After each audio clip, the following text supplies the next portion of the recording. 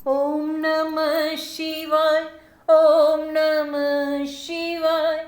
ओम नमः शिवाय। ओम नमः शिवाय।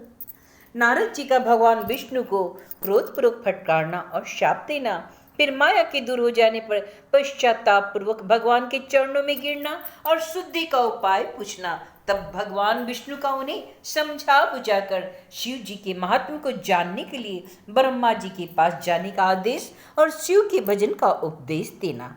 सूत जी कहते हैं, महर्षियों, माया मोहित नारद मुनि उन दोनों शिवगणों को यथोचित शाप देकर फिर भी भगवान शिव की इच्छावश मोह निद्रा से जाग न सके। वे भगवान विष्णु के किए हुए कपट को याद करके और मन में दूसरा क्रोध लिए हुए विष्णु लोक को गए और शमिधा पाकर प्रज्वलित हुए अग्निदेव की भांति क्रोध से जलते हुए बोले। उनका ज्ञान नष्ट हो गया था, इसलिए वे दुर्वचन पूर्ण व्यंग वचन सुनाने लगे। नारद जी ने कहा, अरे तुम बड़े दुष्ट हो, कपटी हो और समस्त विश्व को मोह में डालने रहते हो। दूसरों का उत्साह या उत्कर्ष तुमसे सहा नहीं जाता। तुम मायावी हो, तुम्हारा अंतःकरण मलिन है। पूर्व काल में तुम्ही ने मोहिनी रूप धारण करके कपट किया, असुरों को वारुणी मधुरा पिलाई, उन्हें अमृत नहीं पीने दिया। छल कपट में ही अनुराग रखने वाले हे हरे, यदि महेश्वर रुद्र दया करके विष न पी लेते तो तुम्हारी सारी माया उसी दिन समाप्त हो जाती। हे विष्णुदेव, कपटपूर्ण चाल तुम्हें अधिक प्रिय है, तुम्हारा स्वभाव अच्छा नहीं है, तो भी भगवान शंकर ने तुम्हें स्वतंत्र कर दिया। तुम्हारी इस चाल ढाल को समझकर अब वे भी पश्चाताप करते ही होंगे। अपनी वाणी रूप वेद को प्रामाणिकता स्थापित करने वाले महादेव जी ने ब्राह्मण को सर्वोपरि बताया है। हरे, इस बात को जानकर आज मैं बलपूर्वक आपको ऐसी सीख दूंगा जिससे आप कभी भी ऐसा कर्म नहीं कर पाएंगे।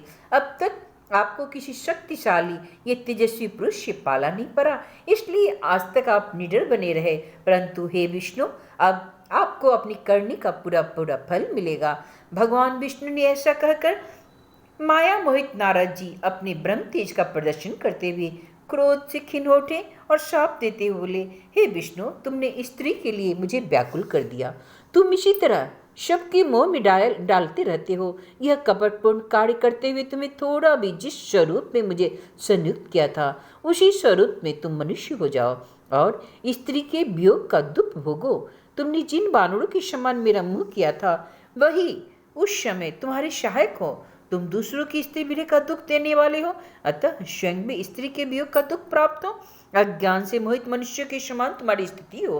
अज्ञान से मोहित हुए नारद जी ने मोहवश श्री हरि को जब इस तरह शाप दिया, तब उन्होंने शंभु की माया की प्रशंसा करते हुए उस शाप को स्वीकार कर लिया। तदंतर महलीला करने वाले शंभु ने अपनी विश्व मोहिनी माया को, जिसके कारण ज्ञानी नारद मुनि भी मोहित हो रहे थे, उसी क्षण समेट लिया, खींच लिया।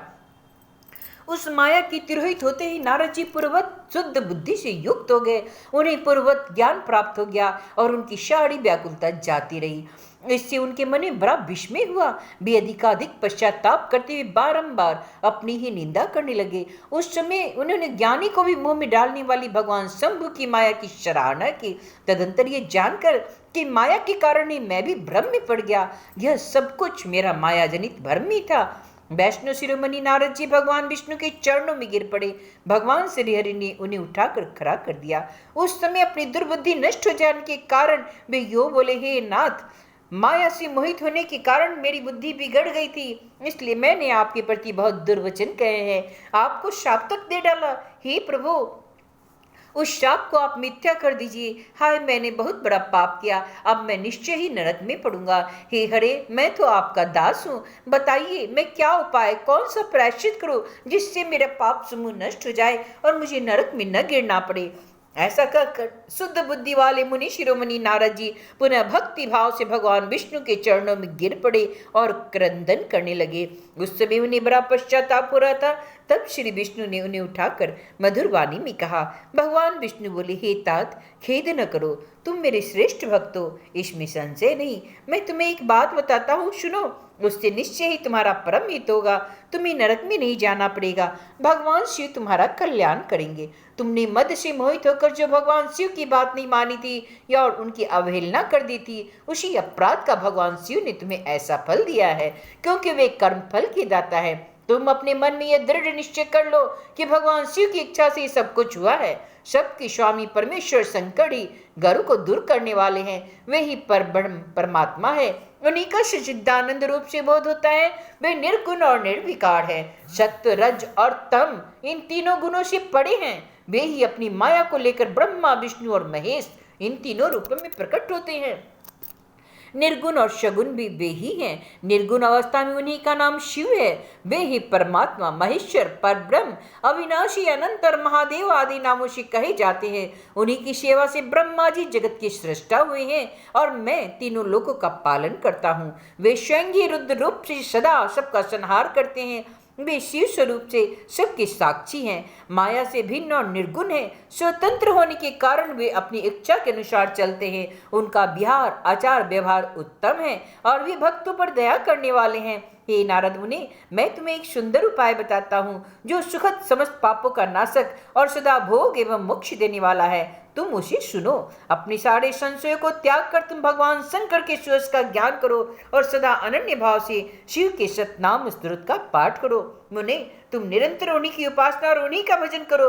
उन्हीं के यश को सुनो और गाओ तथा प्रतिदिन उन्हीं की पूजा अर्चन करते रहो। हे नारद, जो शरीर, मन और वाणी द्वारा भगवान शंकर की उपासना करता है उसे पंडित या ज्ञानी जानना चाहिए। वह जीवन मुक्त कहलाता है। शिव इस नाम रूपी दावानल से बड़े बड़े पातकों के असंख्य पर्वत अनायास से भस्म हो जाते हैं। यह सत्य है, सत्य है, इसमें संशय नहीं। जो भगवान शिव के नाम रूपी नौका का आश्रय लेते हैं वे संसार सागर से पार हो जाते हैं। संसार के मूलभूत उनके सारे पाप निसंदेह नष्ट हो जाते हैं। हे महामुनि, संसार के मूलभूत जो पातक रूपी वृक्ष है उनका शिव नाम रूपी कुठार से निश्चय ही नाश हो जाता है। जो लोग पाप रूपी दावानल से पीड़ित हैं उन्हें शिव नाम रूपी अमृत का पान करना चाहिए। पाप दावाग्नि से दग्ध होने वाले प्राणियों को उस शिव नामामृत के बिना शांति नहीं मिल सकती। संपूर्ण वेदों का अवलोकन करके पूर्ववर्ती विद्वानों ने यही निश्चय किया है कि भगवान शिव की पूजा ही उत्कृष्ट साधन तथा जन्म मरण रूपी संसार बंधन के नाश का उपाय है। आज से यत्नपूर्वक सावधान रहकर विधि विद्याओं के साथ भक्ति भाव से नित्य निरंतर जगदम्बा पार्वती सहित महेश्वर सदाशिव का भजन करो। नित्य शिव की ही कथा सुनो और कहो तथा अत्यंत यत्न करके बारंबार शिव भक्तों का पूजन किया करो। हे मुनि श्रेष्ठ, अपने हृदय में भगवान शिव के उज्ज्वल चरणारविंदों की स्थापना करके पहले शिव के तीर्थों में विचरो। मुनि, इस प्रकार परमात्मा शंकर के अनुपम महात्म का दर्शन करते हुए अंत में आनंदवन काशी को जाओ। वह स्थान भगवान शिव को बहुत ही प्रिय है। वहां भक्ति पूर्वक विश्वनाथ जी का दर्शन पूजन करो। विशेषतः उनकी स्तुति वंदना करके तुम निर्विकल्प संशय रहित हो जाओगे। हे नारद जी, इसके बाद तुम्हें मेरी आज्ञा से भक्ति पूर्वक अपनी मनोरथ की सिद्धि के लिए निश्चय ही ब्रह्मलोक में जाना चाहिए। वहां अपने पिता ब्रह्मा जी की विशेष रूप से स्तुति वंदना करके तुम्हें प्रसन्नतापूर्ण हृदय में बारंबार शिव महिमा के विषय में प्रश्न करना चाहिए। ब्रह्मा जी ने शिव जी के शिव भक्तों में श्रेष्ठ हैं। वे महात्म्य और शतनाम स्तोत्र सुनाएंगे। मुने, आज से तुम शिवराधना में तत्पर रहने वाले शिव भक्त हो जाओ और विशेष रूप से मोक्ष के भागी बनो। भगवान शिव तुम्हारा कल्याण करेंगे। इस प्रकार प्रसन्न चित्त हुए, अत्यंत प्रसन्नचित हुए भगवान विष्णु नारद मुनि को प्रेम पूर्वक उपदेश देकर श्री शिव का स्मरण, बंदन और स्तवन करके वहां से अंतर्ध्यान हो गए। ओम नमः शिवाय, ओम नमः शिवाय, ओम नमः शिवाय, ओम नमः शिवाय।